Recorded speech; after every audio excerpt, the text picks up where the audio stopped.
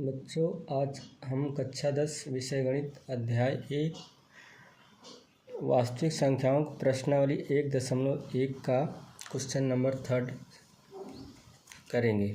इसके पहले हम क्वेश्चन नंबर 1 और 2 कवर कर चुके हैं। तीसरा क्वेश्चन देखिए, प्रश्न है कि किसी परेड में 616 सदस्यों वाली एक सेना आर्मी की टुकड़ी को 32 सदस्यों वाले एक आर्मी बैंड के पीछे मार्च करना है। दोनों समूहों को समान संख्या वाले स्तंभों में मार्च करना है। उन स्तंभों की अधिकतम संख्या क्या है जिनमें वे मार्च कर सकते हैं। तो इस तरह के जब प्रश्न आए तो पूछा है कि अधिकतम संख्या क्या है, अर्थात ऐसे प्रश्नों में दी गई संख्याओं का हम मासापाक ज्ञात कर लेते हैं, वही हमारा अभीष्ट उत्तर होता है। तो स्तंभों की अधिकतम संख्या ज्ञात करने के लिए हमें 616 तथा 32 का एचसीएफ ज्ञात करना होगा और 616 तथा 32 का मासापा होगा 8। अतः अधिकतम स्तंभों की संख्या कितनी होगी? 8। यही हमारा उत्तर है। क्वेश्चन नंबर 4 है, यूक्लिड विभाजन प्रमेयिका का प्रयोग करके दर्शाइए कि किसी धनात्मक पूर्णांक का वर्ग किसी पूर्णांक m के लिए 3m या 3m+1 के रूप में होता है। इस क्वेश्चन को हम पहले भी डिस्कशन कर चुके हैं, एक बार पुनः देख लेते हैं। माना कि x कोई धनात्मक पूर्णांक है। अब x यूक्लिड विभाजन प्रमेयिका a=bq + r में मान रखेंगे।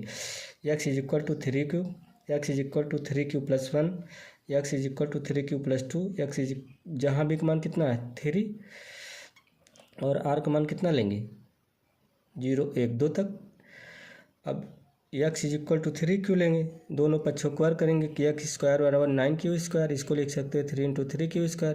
अब इसी 3q² को ले लेंगे मान m, तो x² = 3m हो जाएगा, समीकरण 1। इसी प्रकार x = 3q+1 लेंगे। अब इसका दोनों पक्षों को वर्ग करेंगे, तो वर्ग करने पे x² = 9q² + 1 + 6q। 3 यहाँ इसमें कॉमन ले लेंगे तो x² = 3 × 3q² + 2k+1 होगा। अब इसी का मान ले लेंगे 3q² + 2q = m मान लेंगे, तो होगा क्या x² = 3m+1, समीकरण 2। अब समीकरण 1 और 2 से स्पष्ट है कि किसी धनात्मक पूर्णांक का वर्ग किसी पूर्णांक m के लिए 3m या 3m+1 के रूप का होता है। अगला क्वेश्चन है क्वेश्चन नंबर 5, यूक्लिड विभाजन प्रमेयिका का प्रयोग करके दर्शाइए किसी धनात्मक पूर्णांक का घन 9m, 9m+1 या 9m+8 के रूप का होता है।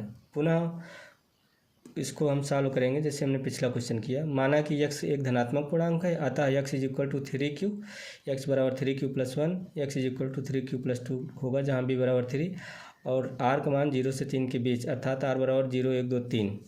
r बराबर क्या हो जाएगा 0, 1, 2 तक लेंगे मान।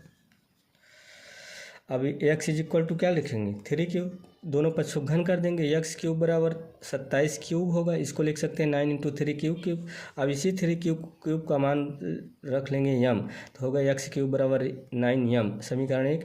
अब x = 3q+1 लेंगे, दोनों पक्षों घन करेंगे, तो x³ = 27³ + 1 + 3 × 3q × 3q+1, x³ = 9 common ले लेंगे, तो 3q³ + 3q² + q+1। अब इसी के स्थान पे हम m ले लेंगे, 3q³ + 3q² + q = m, अर्थात x³ = 9m+1 हो जाएगा। x = 3q+2 पुनः लेंगे, पुनः दोनों पक्षों घन करेंगे, तो होगा क्या x³ = 27q³ + 8 + 3 × 3 = 9, 2 × 18q + 3q+2 गुणा करेंगे, x³ = 27q + 8 + 54q² + 36q, x³ = 9 यहाँ कॉमन लेंगे, तो 3q³ + 6q² + 4q होगा + 8। अब इसके स्थान पे m ले लेंगे, तो x³ बराबर हो जाए 9m+8, समीकरण 3। अब समीकरण 1, 2 और 3 से स्पष्ट है कि किसी धनात्मक पूर्णांक का घन 9m+1 या 9m+8 के रूप का होता है। इसके आगे हम अगले भाग में देखेंगे। बहुत बहुत धन्यवाद।